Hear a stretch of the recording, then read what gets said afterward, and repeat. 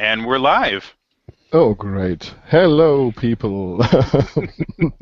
We had Hello? some minor technical difficulties in terms of not being able to see or hear each other on the Hangout, not being able to get on the Hangout at all, and all the fun things. So, great start for the first episode.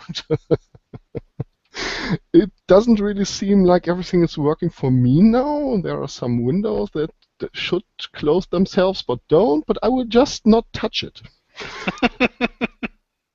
So, this is the plot hook in. I actually planned to do a nice introductory speech and all of that, but screw that.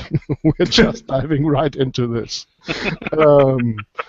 My first question for my lovely guests will be, who are you and why are you here? Okay. Jody, maybe you start. Okay. My name is Jody, otherwise known on the internets as Trainer Jody. I am one of the co-founders of the All for Geek Alliance, and I've been a DM for, I think I'm pushing about a little over a year that I've been doing it, and I've been playing RPGs in general since, probably since I was like 4 or 5 years old. So, yeah, and I'm here specifically to annoy Daniel. So, And you do that very, very well. Besides that, you're my producer,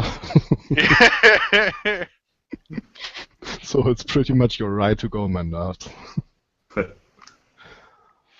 Farlander, go ahead.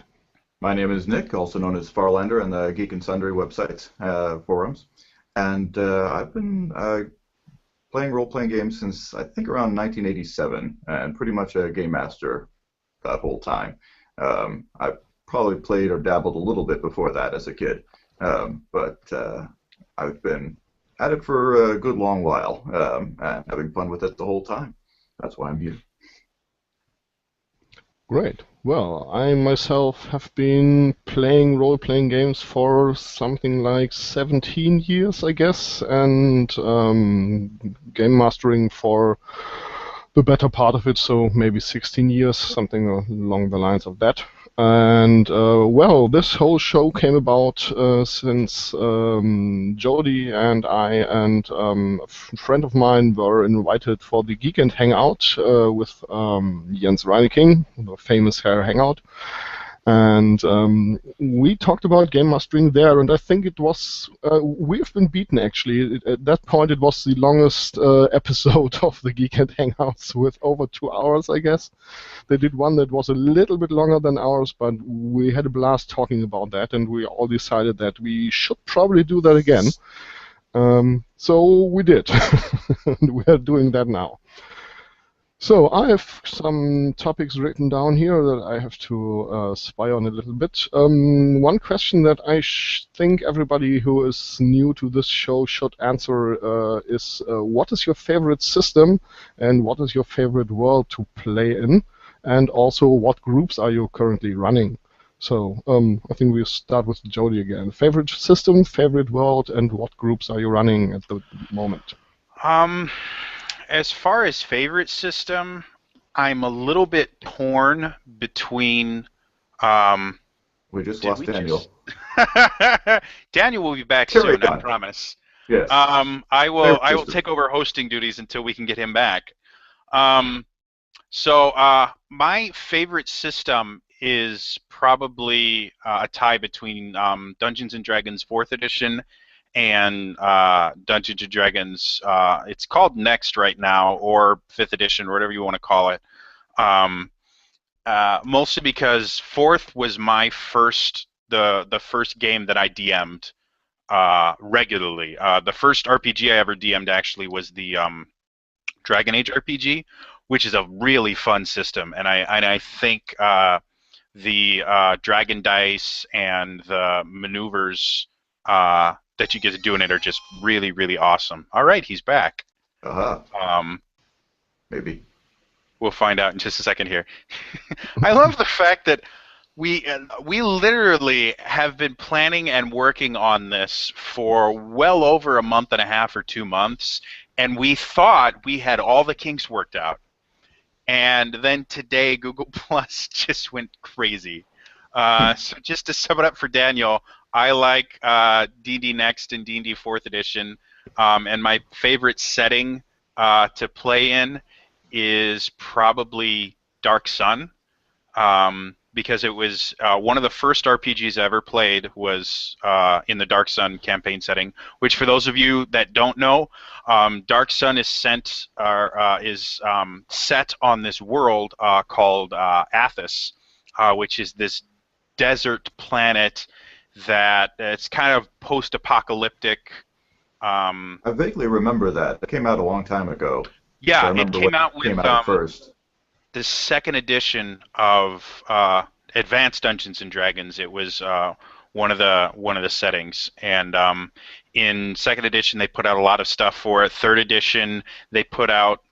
I don't think they put out anything official for third edition, and then in fourth edition they revamped it and brought it up to the new fourth edition standards, and it's an incredibly difficult setting. Like, you normally everybody starts their characters at level 3 because at level 1 everything will kill you. And the whole purpose of the campaign is just to survive. It's not, you're not these superheroes that are trying to save the world. You are literally just trying to survive. And by doing that, you end up making massive changes. But it's still just this struggle to survive every single day. Interesting. And currently, I am running the D&D Encounters series at my friendly local game shop every Wednesday night. We're actually just about to finish the Scourge of the Sword Coast season, which not next Wednesday, but the Wednesday after, or on May the 7th, will be the final season of that, or final episode of that, and then we'll be going to Dead and Thay, which is sponsored by Wizards of the Coast, and it's actually really fun to do. So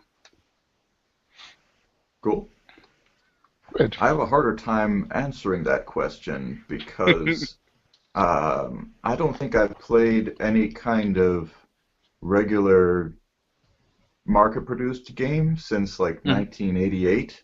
I make my own stuff and pretty much have played that exclusively, and then I alternate with a friend of mine who's also a game master, and he pretty much does the same thing. So we each make up our own world, our own rules, and that's what we've been playing for a long time. That said, I do go visit the friendly local game shops and pick up books and things just to read through them as references, because there's lots of really cool ideas you can find in them.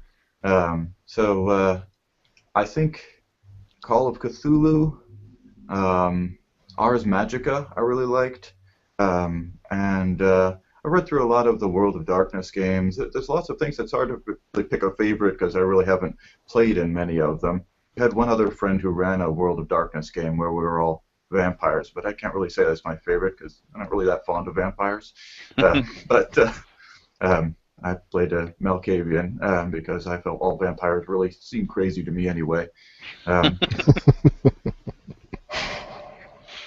Yes. So you don't use like a set system. Do you plagiarize like for rules on like fighting and what dice to roll and what I modifiers? build everything from scratch. Everything from scratch. Yeah, Wow.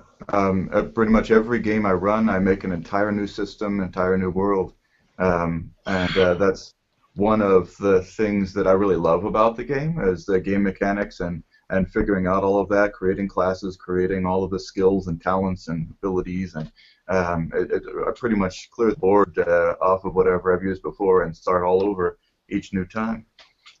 So that's been my experience of game systems. I go out and look at other things. I started with Dungeons and Dragons. There was only one edition at that time, so I haven't seen any of the other later stuff. But I quickly, within the first year I started running a game in college, my freshman year, decided there were all sorts of rules I did not like in AD&D. It felt too much like an accumulation of things that had been heaped on top of one another. One rule idea, one system, one class, layered on top of another, and there were whole systems like psionics that didn't make any sense with the other stuff in there, and all sorts of internal conflicts between the rules that bugged me. So bit by bit, that first year, I was just changing rules here and there, and started writing in my own things. All right, this seems stupid. I'm going to write in a new rule for it, and that's what we're going to use for the rest of this campaign. By the end of that year, I just scrapped all of AD&D and started with a blank page and started making my own stuff up. That is really cool. Yeah, I'm actually pretty happy that you answered the question before I have to, because it's pretty much the same for me. I still do use one off-the-shelf system, which is GURPS. Simply because it's easier to just give the others in the group a rule book and say, well, this is how we play. So I like the realism of a lot of the charts in GURPS. There's some very nice aspects to the way they explain things, both for magic and physics. That seems like a really logical, easy to believe set of rules. The big problem with GURPS is the character creation, the skill system of all of that is pretty good and it works really, really well, but the whole fighting system is basically a big stinking pile of crap. Not even because it's bad, but because it's overcomplicated. There are too many roads involved, and the rules are too far spread out. So if you are firing at somebody with a shotgun or maybe a fully automatic weapon or something like that, you will end up looking up rules in 8 different locations spread out over 2 books. Yeah, that's the problem. The one thing that I really hate about a lot of rule systems that are chart intensive is when you have to look at tables to try and resolve a situation. I don't like doing that. I like to be able to figure stuff out just with like the character sheet in front of you and a short set of practical rules. As soon as I have to look up page 212 and find out what critical result I get if I roll a 63 on percentile dice, I've kind of fallen out of the suspension of the scenario. Yeah, exactly. And that's a lot of times it's exactly that with GURPS. So I actually try to avoid combat in my GURPS groups, and it's pretty well appreciated among my players there. So that works really well. And the other thing is I modified the Cyberpunk 2020 system to the point where it's pretty much not unrecognizable, but pretty close to that. And but I really don't have the time to sit down and write it all down in a form that somebody else will understand. So I've got like 20 files with some tables and some rules and some this and some that, and I know exactly where everything is. And I can send the 3 or 4 files that my players really need to them, and character creation works really fine and all of that, but it's not a format that I can give to someone and they can figure out how the system works from there. And, well, I think I will have to wait until my retirement until I have time to do that. Great. So, and in terms of worlds, I'm pretty much into sandboxing I've been into sandboxing for the last 10 years or so. If we've got a nice idea, we will make something up for that and pretty much build the world while we build the characters. And I'll just say, okay, this is a classical fantasy setting, and if somebody wants to play some crazy non-human character, I will just put that fantasy race in the setting and pretty much make up the whole setting with my group. So that's actually pretty close to what we want to talk about today. For the first episode named The Party Forms, I thought it was the best way to ask the question, how do you start campaigns? And how do you bring the group together in play? And how do you deal with things like character creation and all of that? So I would like you to elaborate a little bit on that. Sure. Jody, how do you start a campaign? What do you do? Where does the idea of, how do you transform the idea of a new campaign into the actual group and the actual game? Just due to the fact that I have two different types of groups that I play with. My Wednesday night groups, because I'm running a campaign that somebody else wrote on a system that technically is still in its beta stage. Most of the people that come to the table, if it's their first time at the table, they've probably never played this specific system before. Half the people that show up at my table have never played an RPG before. So in a situation like that with a bunch of new players, I tend to rely a little bit more on tropes and things like that, just because it's creative shorthand for these people so that they can kind of start diving in and we get to the more complicated things later. For example, I have, I don't know, 5 or 6 pre-made characters that I keep with me. I have the character sheets with me at all times. Whenever I'm running a table, I have these character sheets with me. So Very somebody handy. just wanders in to the store, and they go, "What are you guys doing?" I go, "Oh, we're playing Dungeons and Dragons. Do you want to play?" "Well, I've never played before. I don't even know what I need." I said, "I've got everything you need right here. Here's a spare set of dice. Here's a pencil. What do you like to do?" "Well, what do you mean?" "Well, do you want to be stabby, me hit things with sword? Do you want to cast magic? Do you want to, what kind of stuff do you think would be cool?"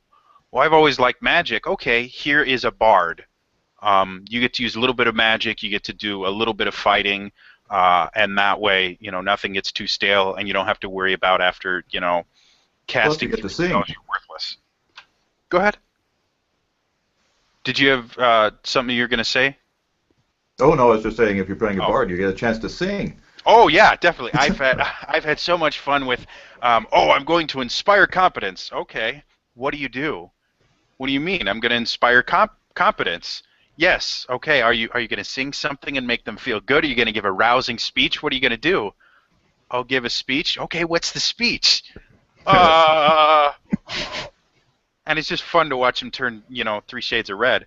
So yeah, that's kind of what I tend to do is I'll use these kind of broad generalizations and I will feed them information to kind of bring them into it. So I'll tell them that you're here because of this, you're here because of this, and I will slowly ask them questions so that they start subconsciously creating their character and derivating from what I gave them. So it'll be like, "Oh, you're here because you got hired by this duke to deal with this. What do you think about the duke?" They go, "What?" I said, "Well, the duke did this, this, and this. What do you think about that?" And so it's a really simple, basic question, but it kind of introduces them to the idea of role playing in that. So the other thing that I do when I have people that actually play on a regular basis, I had a custom campaign that I ran. This setting was this setting that I created called the Kingdom of the Kale Islands. It was a seafaring setting where you had a main island and then all these other cities were on islands and everyone used ships to go everywhere. And it was started so that they could play pirates. Because I like pirates. I think pirates are really cool. Arr, arr. Yeah. And it's fun. And so basically, in a situation like that, what I'll do is I would assume very similar to what you guys do, where I spent like a month and a half or 2 months. I drew a really, really poor map because my artistic skills are horrendous. And then I started writing a history for this setting, going, okay, well, this is, in this specific setting, the High Elves, or Eladrin, as they're called in 4th edition, have this magicocracy, where they rule this whole area through force of magic. And there's all these other races, but elves are enslaved, and this is this, and so I gave all that information to my players and said, okay, figure out a way to fit your characters in here. You can use any official rule book to create your characters. I'm fine with that. But you have to have a way to fit them into this setting. And if you need any help, just shoot me an email or something.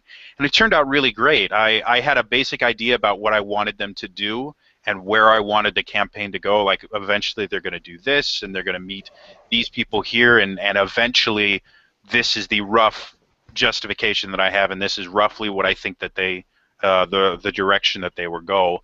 And then I went from there, and it was great. Like, everyone created these really great backgrounds, and I was able to weave their backgrounds into the campaign, and it was a ton of fun. So that was my very long-winded answer. Oh, no problem. If you're running too long, I will just cut you off. Just hit the mute button. So that was nice. Click. So Nick, how do you transfer the idea into a real group? Starting off a game and introducing characters, I generally create a lot of the stuff in advance, and then I introduce the players to what it is that I want to do for that particular game. So I started, one of the last major campaigns was based around the premise that everybody, and all the player characters were going to be assistant cooks working for the Emperor's master chef in a sort of a wuxia setting. So lots of very, very much a Chinese world, the Jiangxi lakes and rivers kind of style of world.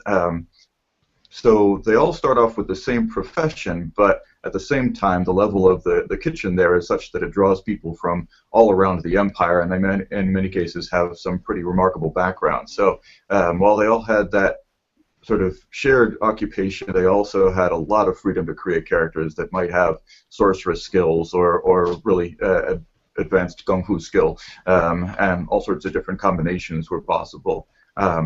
Then there's a pretty elaborate system for creating your cook, but it starts with an understanding, all right, this is what the game is going to be about, this is what you guys are going to be making up, what do you want to do?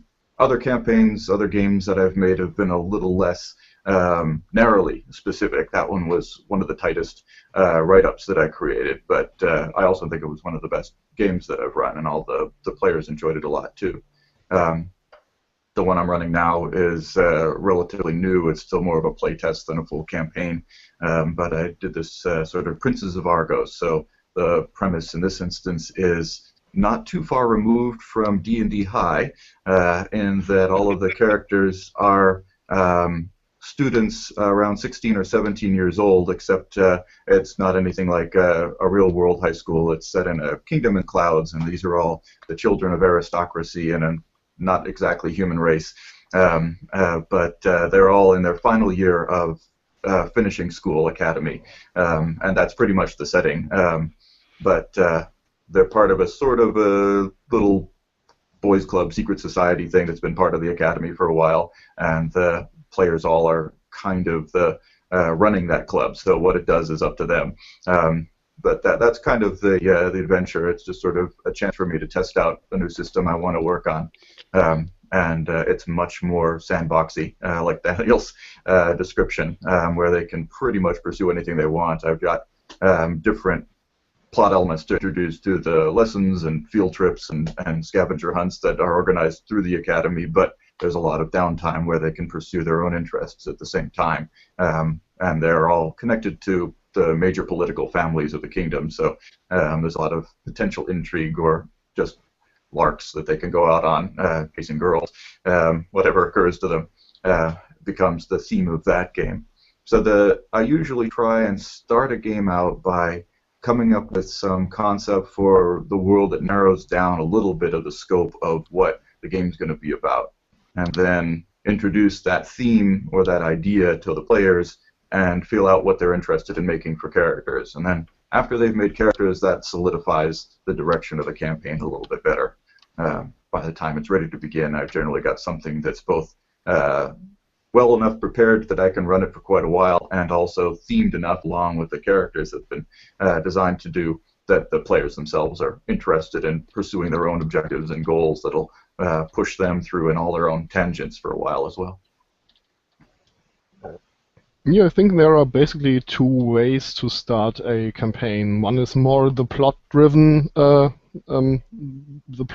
way, where you have a setting that you want to play. I think, the best example will probably be a group of cops or a police procedural game or whatever, which pretty much defines, okay, your characters will be cops or CSI people, or maybe a writer that accompanies the cops. But it narrows down the kind of character that can be played.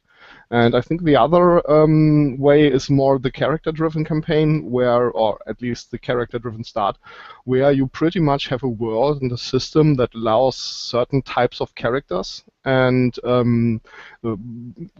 players will make characters, and you start looking for a campaign for that kind of group that has evolved there. Which is obviously not a clear cut, so you can mix up both of the settings as Nick described, and I think I said something along the lines of that too, that you start off with the campaign and modify it when the characters start rolling in. I think it's pretty interesting that we all got kind of the same take there. One thing I've started to do is play little pre-game thingies, like an introduction, which doesn't have the full possibility of interaction for the players. My players usually have all chances to do basically whatever they want, but in this introduction, it obviously has to lead to the group getting together and the campaign starting. So I eliminate some of the options, but it's pretty much the same that Jody talked about with asking questions like, okay, you are here. Why are you here? Do you have any idea? So what is your character like? What are the relationships you've established with the other characters? And I think that's a pretty good thing to start with, because it gives you a broader base for everybody to connect within the group, or to connect with the world and to really have an interest. One thing I've done a few times in the past, especially when I'm creating a new world and a new set of rules, and the players really haven't had a chance to figure out what anything does yet, or how well they like a particular set, is when I start a new setting like that, I will sometimes do my own set of preset or pre-generated characters, where I'll write up a background, and I'll make up a set of characters, and then I'll give them to the players and say, all right, here's a scenario, or here's a group of people in a scenario, and let them run them for a while. Sometimes I've even done it where they rotate characters from week to week.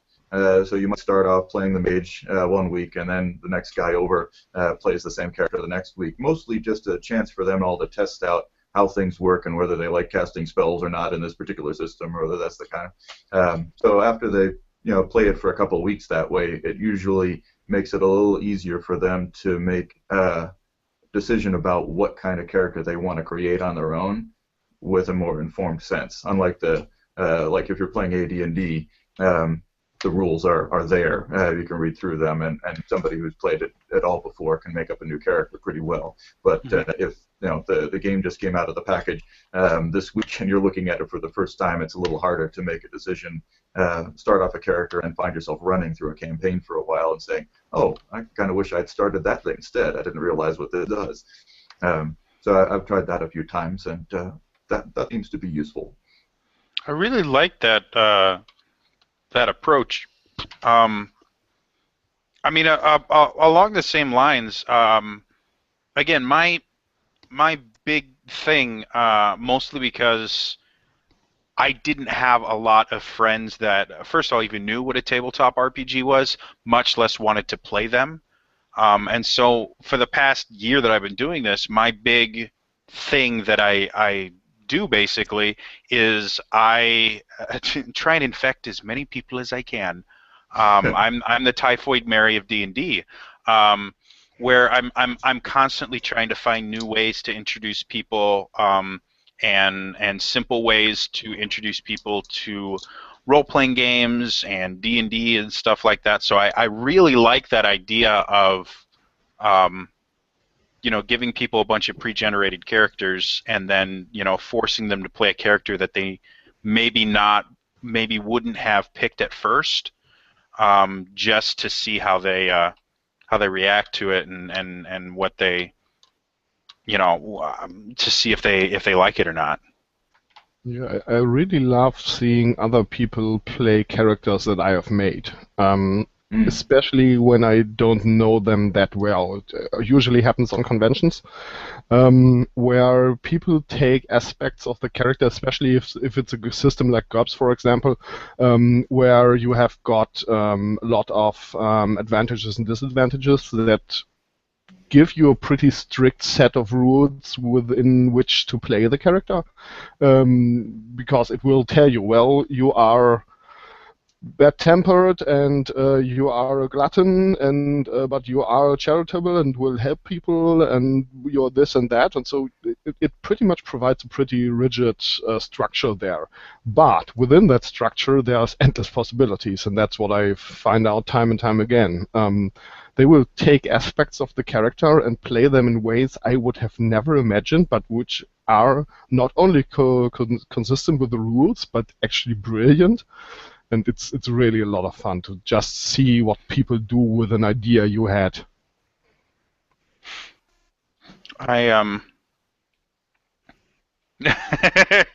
Sorry, we just got a question from Elias Thompson that's really good, and I think Daniel should be the one to answer this since he's the host. And I'll put it up here so everyone can read it.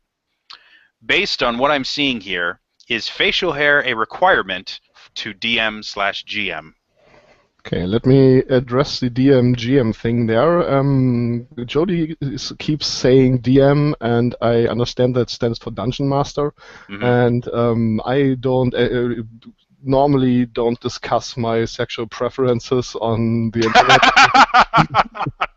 I will stick to Game Master. But we will pretty much use both terms interchangeably.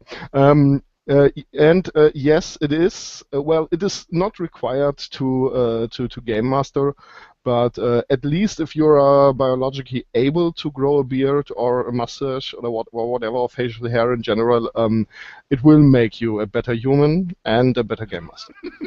Yeah. They've done studies. Like, I was looking it up before I started growing my lovely, chin wig here. They've done studies, and apparently, at least in the U.S., more women find men attractive. Like, a majority of women find men with facial hair attractive, and they find that specific aspect of them attractive. So not only does it make you a better GM, DM, QM, whatever you want to call it, with an M.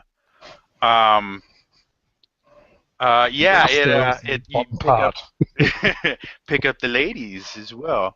Now, I'm not sure if bearded ladies that are interested in ladies, I'm not sure if it has the same effect or if you have to be a guy for it to work, but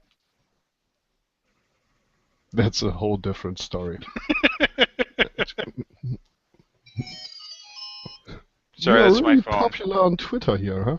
Yeah, well, I'm posting regularly saying this is what we're talking about now. That's what producers do.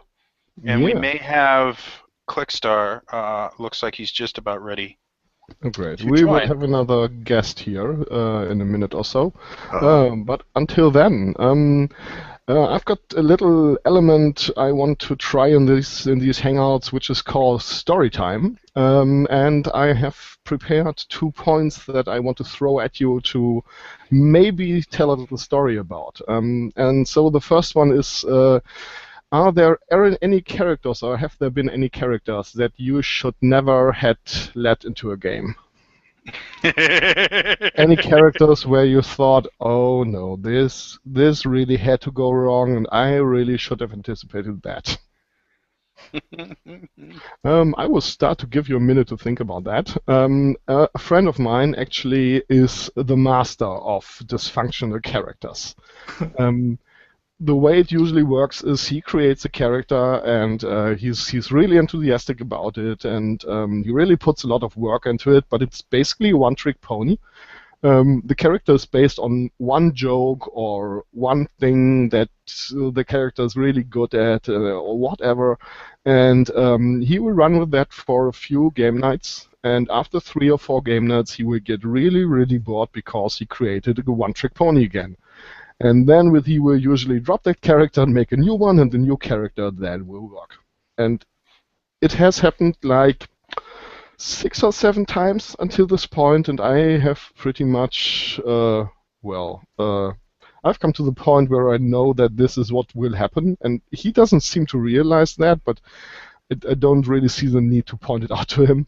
So that's what he will do again and again and again, and so I will just run with it. And it's actually fun to see those characters evolve over the first, or, well, not evolve at all over the first 2 or 3 or 4 game nights, and then I will already start thinking about other character ideas that would fit into the campaign and that would fit into the group, and pitch them to him a little bit once he shows the first signs of boredom. Does anything like that happen to you as game masters? It didn't technically happen to me as a game master as much as it happened at a table I was playing as a player, and I was the one that did it. I was playing a 4th edition game that we were running an official campaign that was supposed to take you from 1 to 30, which is all the levels. And so the team needed, a tank type character, someone that could just soak up damage. And so I created this sword mage, which, if you're not familiar, sword mage is quite literally what it sounds like. They use a sword as an implement for their magic. And in D&D 4th edition, they're kind of a tank type character. You can build them a couple different ways, but they have high hit points. They can wear a fair amount of armor, and they get bonuses to their armor in that, so they can take a hit. And they have the ability to do this thing called marking, where you basically piss off an enemy to the point where if they try to attack somebody else, they get a penalty on their attack rolls and that. And with the sword mage, if they hit, you get to do fancy stuff. Like mine was built that I'd mark someone and then I'd purposefully run away from them, so they'd have no choice but to attack someone else. And if they hit that person, I would teleport over to them and smack them with my sword. It was really fun. So one of the things about sword mages is they have this bond with their sword where they can call it to them from up to a mile away if you build it correctly. So they're really focused on this sword. And so I wrote into my character that he wasn't just bonded to his sword. He was married to it, and her name was Vera. And so what would happen was throughout the campaign, because I roll really, really badly. People love me as a DM because none of my monsters ever hit. Daniel. Yeah. And so I would miss a lot. And it would basically just come back to, oh, well, Vera and I are having marital problems. We were arguing. And if I blocked something really good, it'd be like, oh, Vera says, bitch, please. And it got worse, because I basically decided this character started off as kind of nuts and then would slowly work his way into complete insanity throughout the campaign. And so oh, look, we have our next person. Hi. Good morning. We'll get to you in a second. I want to finish my story. By the way, that's my best friend. So I'm going, every week it'd get worse and worse and worse until we finally fought these mechanical dogs that were animated by magic. So when we killed them, I turned to the DM and I said, how much of these dogs are left? They were robots, magical robots. How much of them are left? And he just looks at me weird and he goes, why? I said, just tell me, how many are left? He's like, well, they're just in pieces. You didn't rip them to shreds. They're dead. They're broken. I said, is there enough for me to, assemble, between the 2 dogs we killed, is there enough for me to assemble one complete head? And he goes, yeah, why? And I said, I do that, and I keep it. And his name is Mr. Fribbles, and he is my companion now. And so I had this bag of holding, and so I'd keep Mr. Fribbles in the bag of holding, and using a combination of magic and really poor ventriloquism, he would talk. So randomly, we'd be doing something, or we'd be interacting with an NPC, and then I go, oh, and Mr. Fribbles pops out of my bag of holding and goes, you stupid bloody nutter! I don't even think you know what a bag goes on! And it got to the point where every time I showed up and I said Mr. Fribbles, the DM would just sit there going, oh, dear God. And so what eventually happened was I got a better sword. And so I just mentioned to the DM that I'm like, oh, well, I got a new sword. Veer and I got a divorce. My new sword's name, I can't remember what I named her. But this is my new sword's name. We just got married. I'm very happy. And he goes, no. I said, what? He said, no. This is not, you were married to this sword.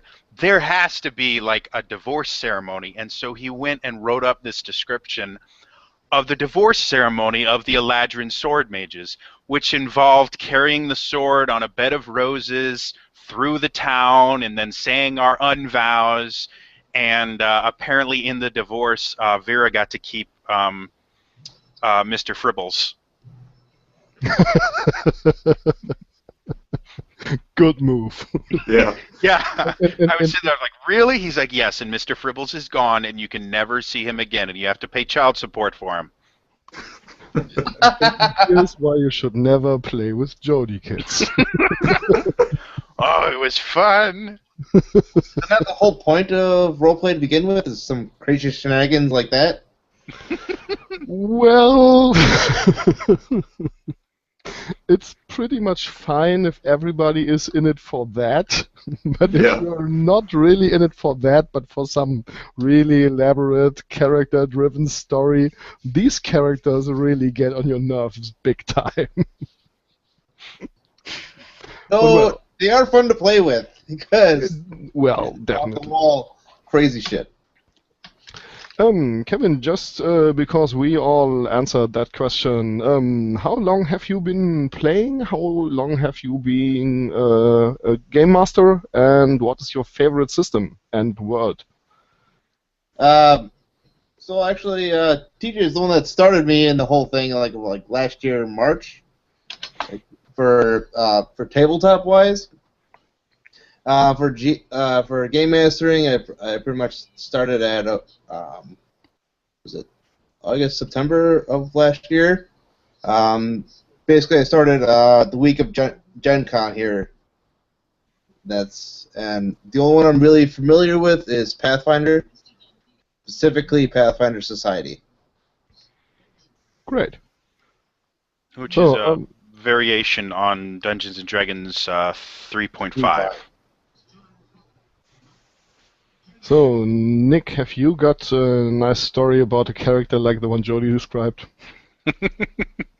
Yes and no. I actually had another player do something very similar with a ventriloquist, except it was an Uruk skull that he started carrying around and using to make asides all sorts of inappropriate places.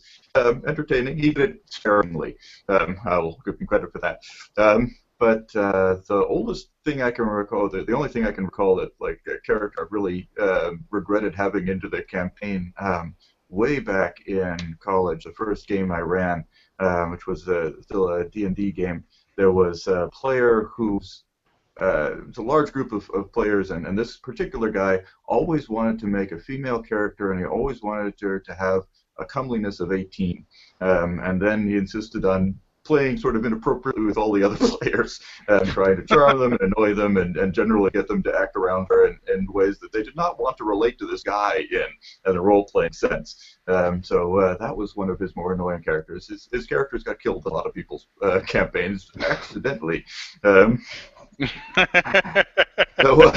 We had a little accident there. yes.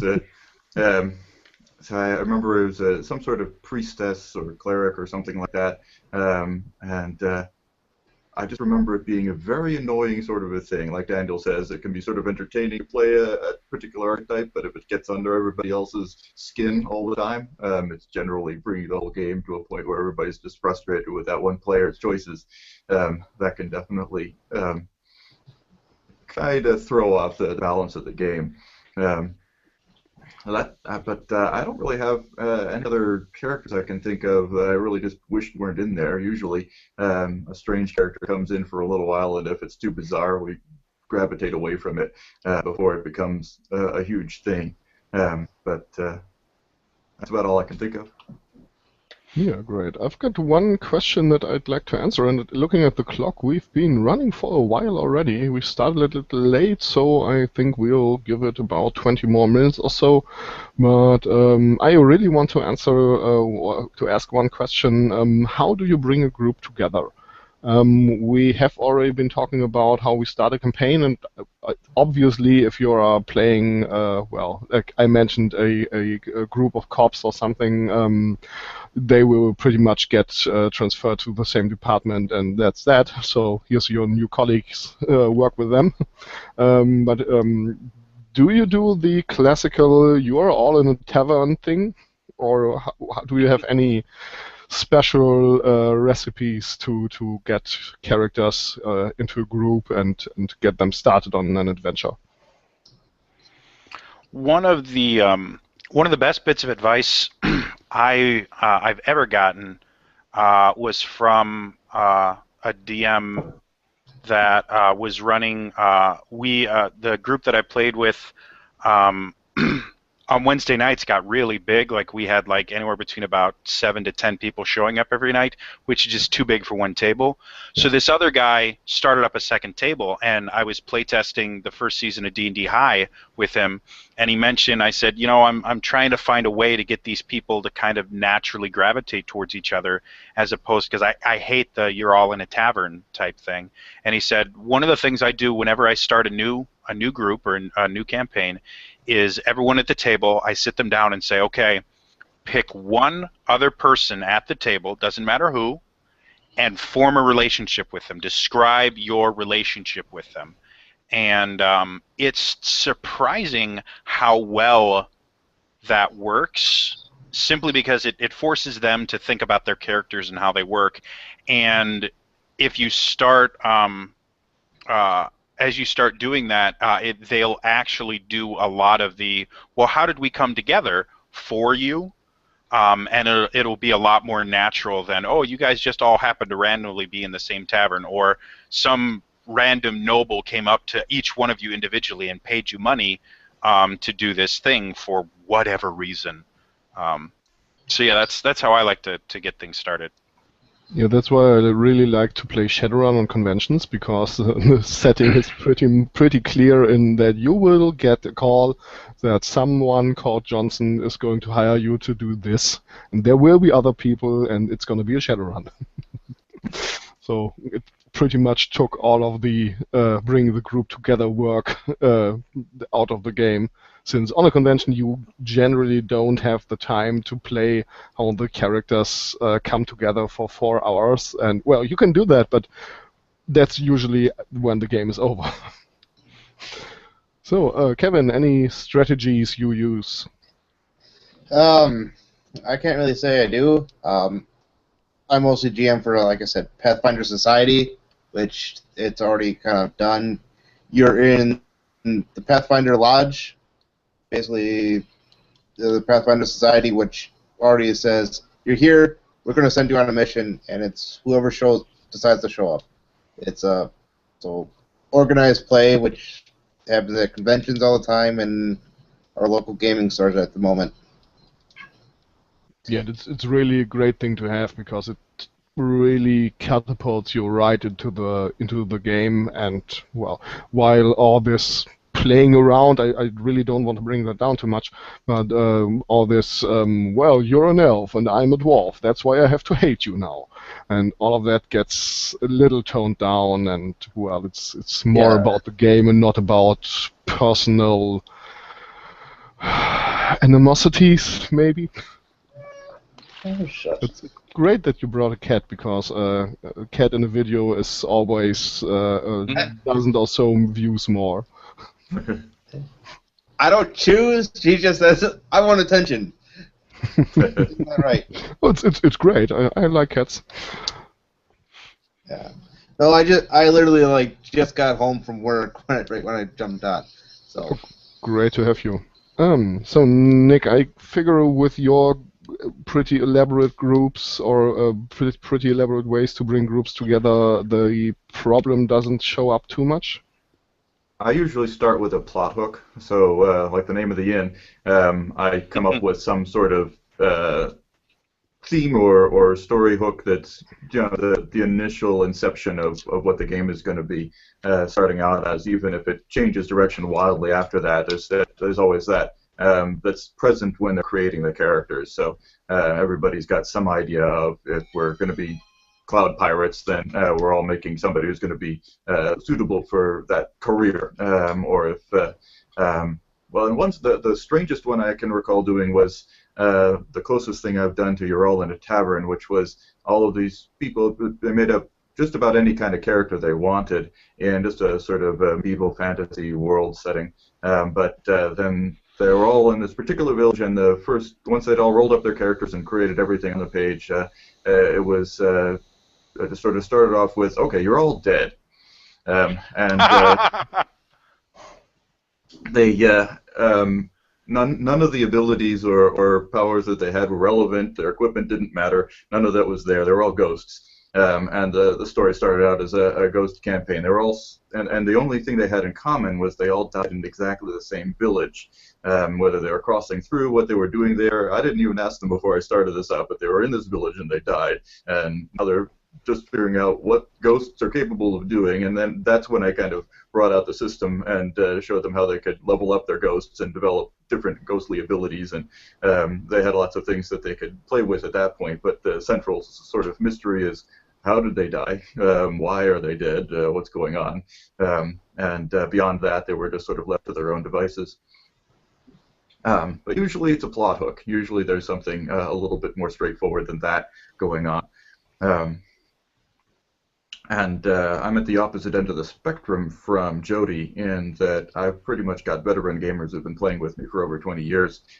So they're all kind of on the same page in terms of having the experience of making up characters, customizing them the way they want to, and interacting on that level. And they're ready to jump into a game pretty much without having to have a lot of coaching along the way. Yeah, there are two things or there's especially one thing I usually do is I tell my group right away, if you make any kind of character you like without me giving you any guidelines as of what the campaign is going to be or something, you will have to cooperate a little bit. You might not really love the plot hook I'm throwing you there, but it's the one you get, so make it work. Because I really had the problem that parts of a cyberpunk group back when I lived in Kiel were like, yeah, well, I don't really like that, so I will go about my day and do whatever I was doing before.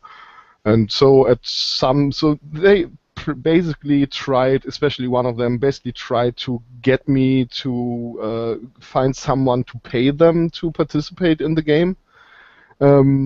Which worked for a while until I figured it out.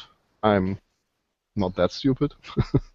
And so I basically said, well, great, if you don't like my plot hook, I will call you when we are finished with that plot, and you can come back then and see if you like the next one.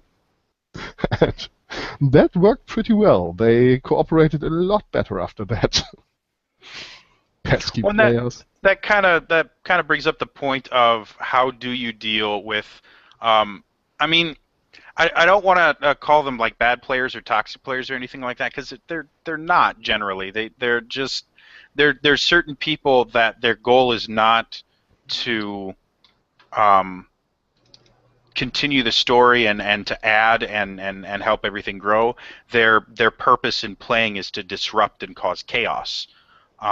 So how do the rest of you guys deal with chaotic, toxic type players like that. I mean, obviously Daniel gave us a good idea or a good example of it.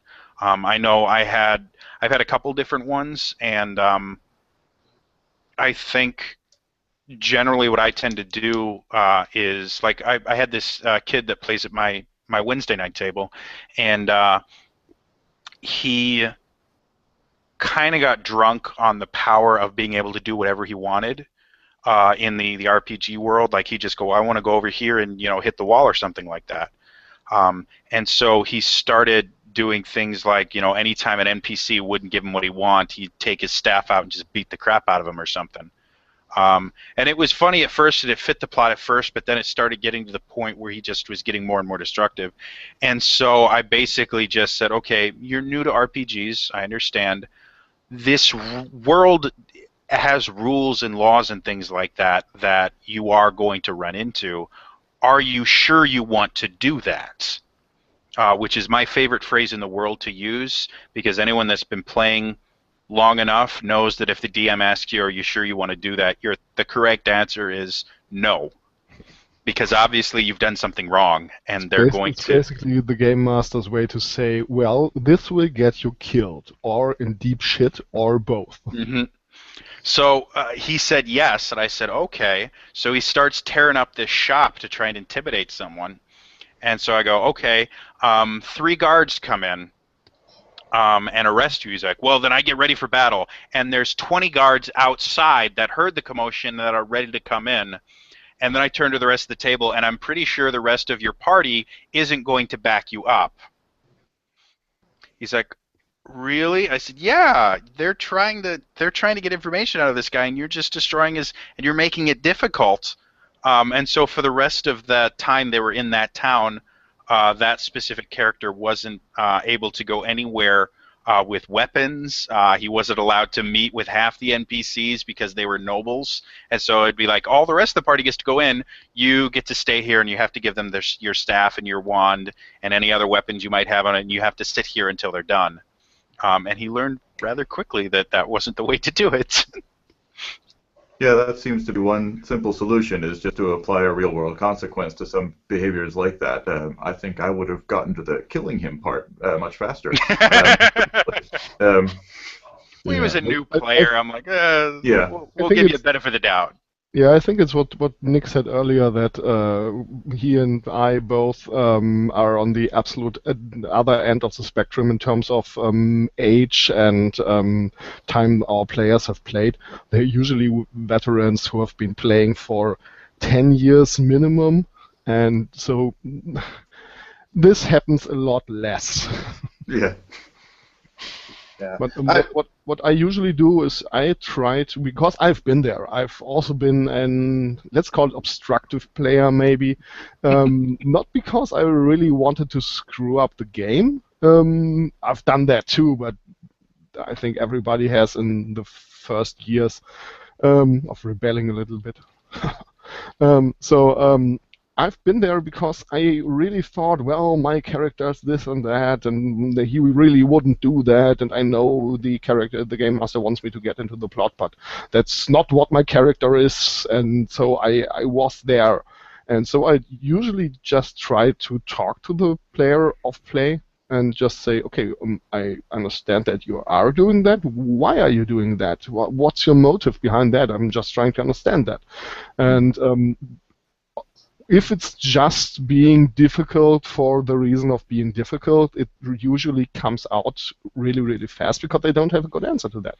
If the answer is, well, my character is this and that, and because of that and because of these things, I'm doing it the way I'm doing it, well, that's fine. I can deal with that. But if it's like, oh, well, why not? It's fun. No, it's not.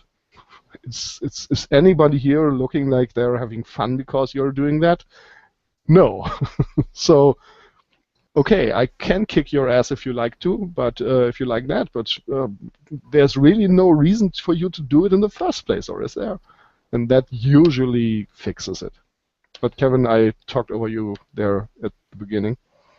That's all right. No, I've with Society, you don't really know who you're going to be playing with. It's all mentioned, or organized play, so you have your character, you sit down, don't know who you're sitting down with. So it's all right.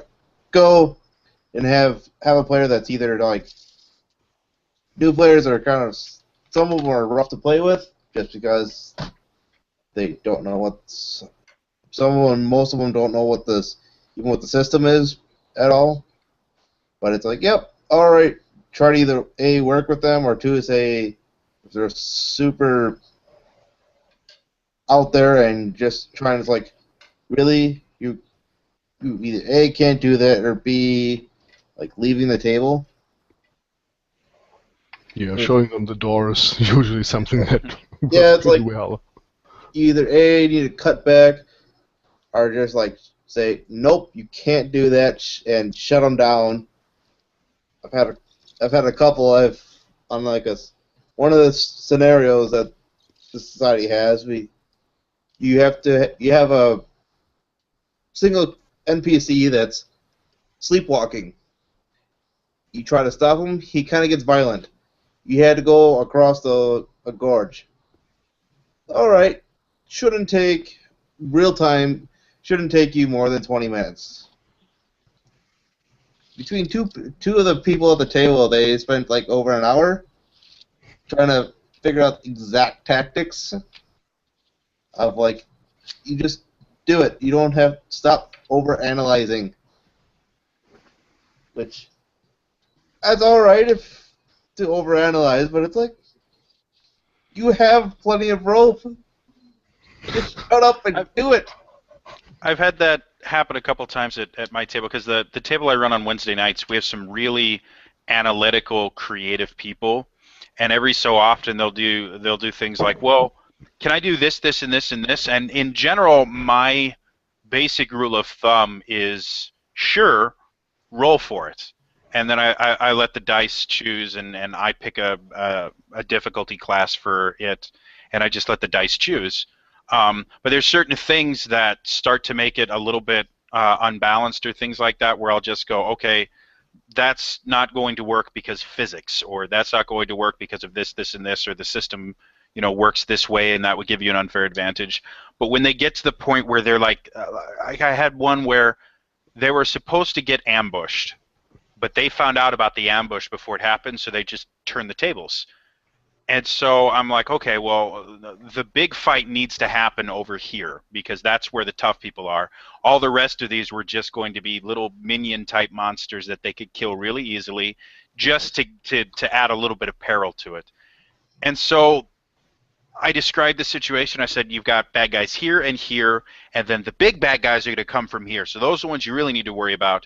These, you guys are fairly certain, are just people that they picked up so that they have larger numbers and hopefully overwhelm you. They spent like 30 minutes trying to plan how they were going to kill these things. And so generally what I tend to do when they start over-planning things is going, well, you guys have been planning for so long that the big bad guy is already there. Roll for initiative. You no longer get to surprise them. They surprised you while you were planning. And the first time I did it, they're like, wait a minute, what? This was real time? I said, you guys have been doing this for half an hour. We only have like, an hour before the game or the store closes. We need to get going. So if you have your plan, I will let you enact it right now. If there's more you need to talk about, just roll for initiative and we're going.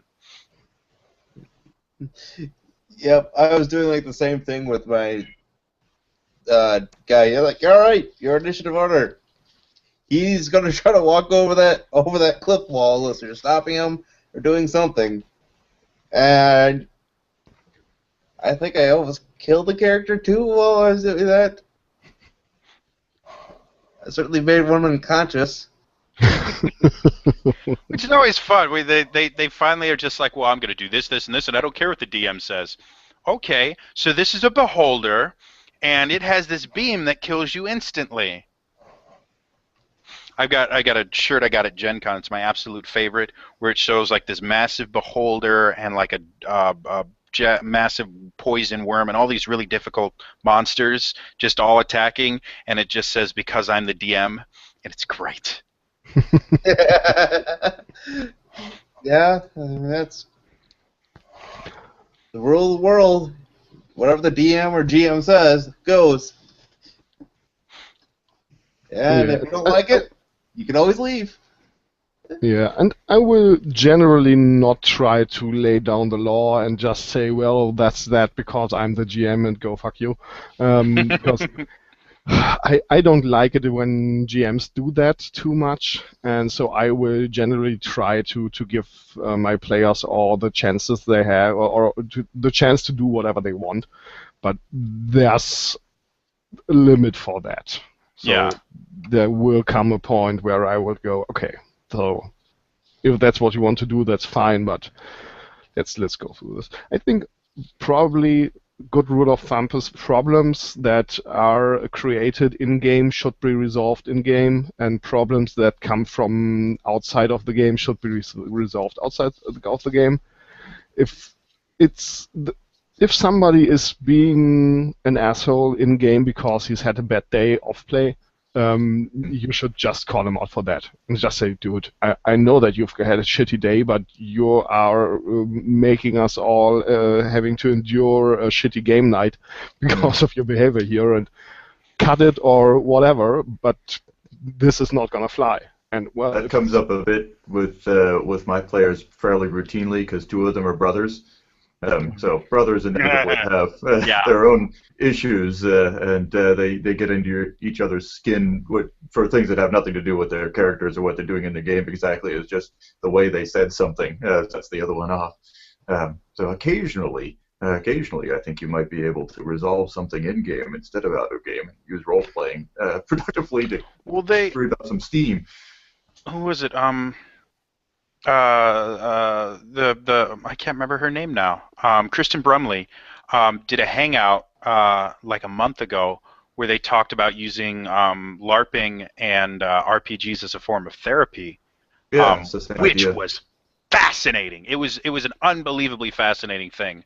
But yeah, so that just as soon as you said, well, you can work certain things out in game, I immediately think, oh yeah, because you could do this. Sorry, I'm kind of a geek in that stuff. That's really, really okay. You a geek? No way. Who's a geek? Wait. So guys, you're going to roll a d20 and then add your wisdom modifier to it. That's a plus 20, right? Not for you, Klexstar. You got like a -2 wisdom modifier. Yeah, that's my bard, alright? And my fighter? Is it bad to have a negative will save? Oh. We are nearing the end of the hangout, so I would really like to get one more little story out of you if you have one. Do you remember any initial character or group meetings that have gone horribly wrong?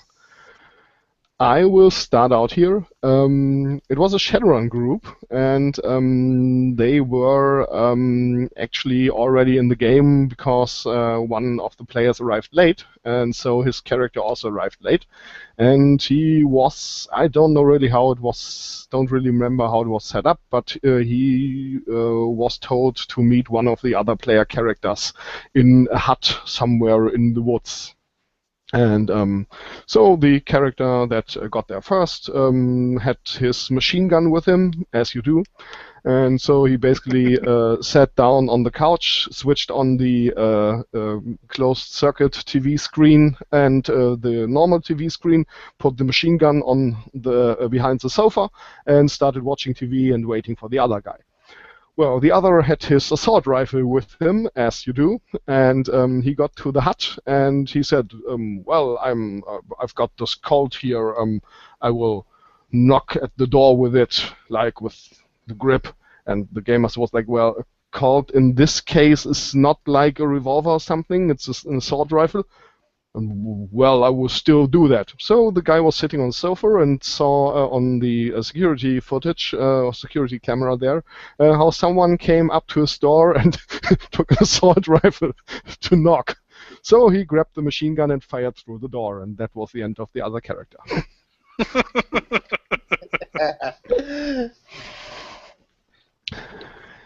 Any stories like that where they hated each other on first contact? Nope, not for me. But been in a campaign where things went horribly wrong, but nothing to the sort where we absolutely hated each other. I the Lucky the you. the first I guess episode, whatever you want to call it, of my custom campaign, the Kingdom of Kale Isles. The first one, the plot hook that they were using is that they were all hired to be additional security on this ship that would eventually turn into their pirate ship. And so I had them all go on this military ship, and so I created this character that I forgot to give a name to. Like I'd done all this planning, I just forgot to give him a name. So we called him the Captain through the entire part of that campaign. Just because I never gave him, everyone on the ship called him the Captain. He was just Captain. But anyway, so he's asking all the characters, what's your name? Who are you? And one of the guys just wanted to be difficult, so he said, I don't give you my name. And understanding military hierarchy from being, the first kid in like 3 generations of my family to not be in the military, I'm like, no, that's not going to work. And so as the captain kicked him off the ship, and said, you can't come, because no one comes onto my ship without me knowing who they are. And it turned into like a 20 to 30-minute argument between the characters of the captain and this player character, to which I finally set him down and I said, listen, he took him off the ship, he took him to a completely separate area so that the rest of the crew wouldn't see the captain doing this, because I wanted the campaign to continue without him having to re-roll a character. And I said, listen, this is my ship. You have to, I cannot let someone else onto my ship that doesn't do what I say. It will break down the chain of command. It'll make it so I can't run this ship. So if you mouth off to me, I have to do this. It's not that I have a problem with you. It's just this is how it works. So do whatever you want. Ignore me the entire time. That's fine. But if you disrespect me, I will kick you off of the ship in the middle of the ocean. And with all that armor, you won't have a very fun time swimming. And after that point, it was fine. But it was literally me just kind of setting down the law in character of, no, this is how it's going to work. If you don't want to, go into the forest and you can have your own little campaign by yourself, and the rest of us will go save the world.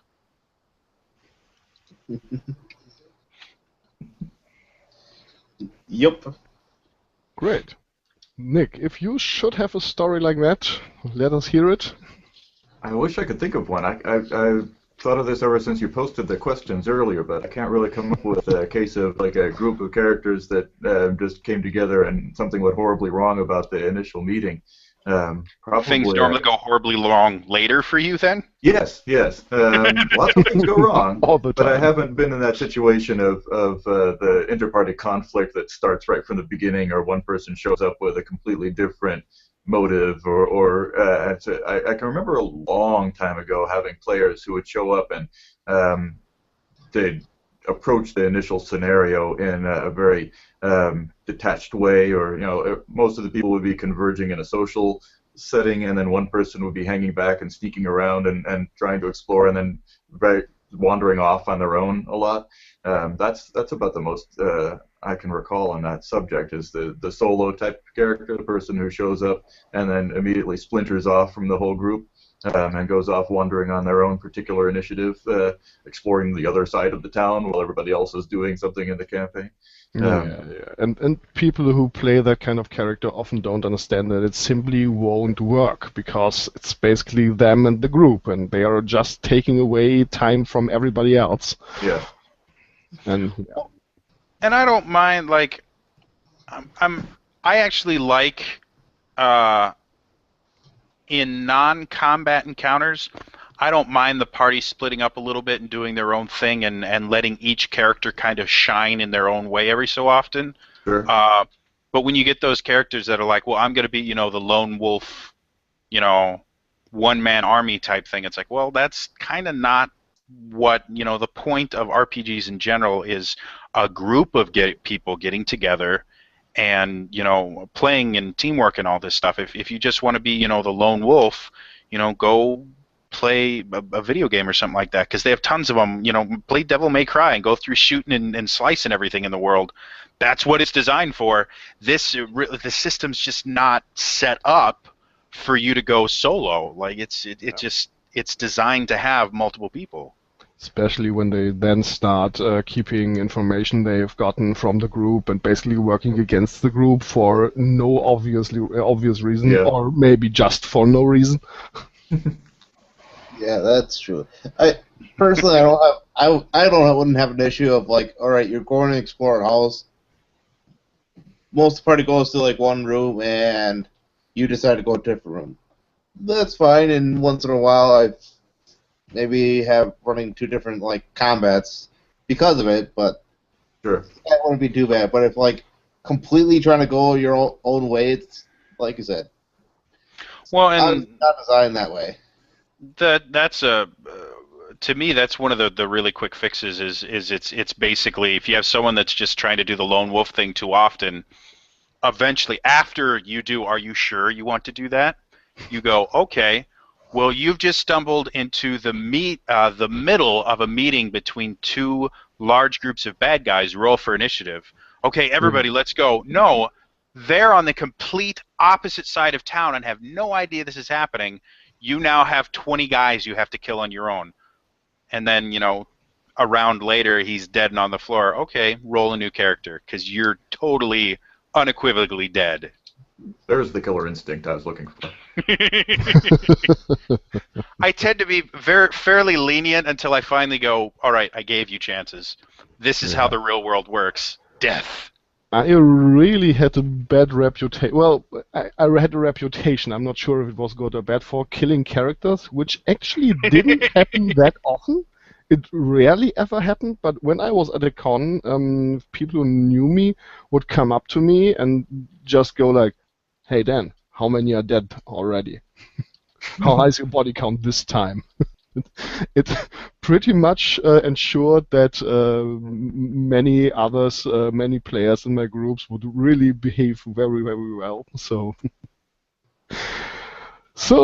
my producer just let me know that we are approaching 30 minutes over an hour, and that's pretty much the absolute deadline we talked about hitting before. As much as I would like to chat with you for hours and hours on, I would say this is a good point to end this first episode of the Plot Talk in, for hopefully many of them to follow. Yeah, well, gentlemen, thank you for being here. Thanks everybody for watching. Thanks for the invitation. Well, There Well, will thank be you more again. invitations. Yep. Just to let our wonderful, amazing audience know, this will be a monthly show. Once a month, you'll get to see Daniel with a rotating cast of guests talk about different aspects of being a game master, and yeah. So Want to be on the show? Grow a beard and quite literally, anyone that's interested in being on the show, if you have a little bit of experience being a game master, if you have a lot of experience being a game master, comment on the video below. Contact either me on Twitter is probably the easiest place to contact me, at Trainer Jody, or contact Daniel. He's at it's Evil Daniel Wallace. Is that what it is? Evil Dan Wallace. Evil Dan Wallace. And we will get in contact with you to find a time when your schedules align with ours. So. Yeah, great. So, especially if you disagree with things that were said here, just shoot us a message. We want people to disagree with us. So, thank you very much, and until next time. Bye-bye, guys. Bye.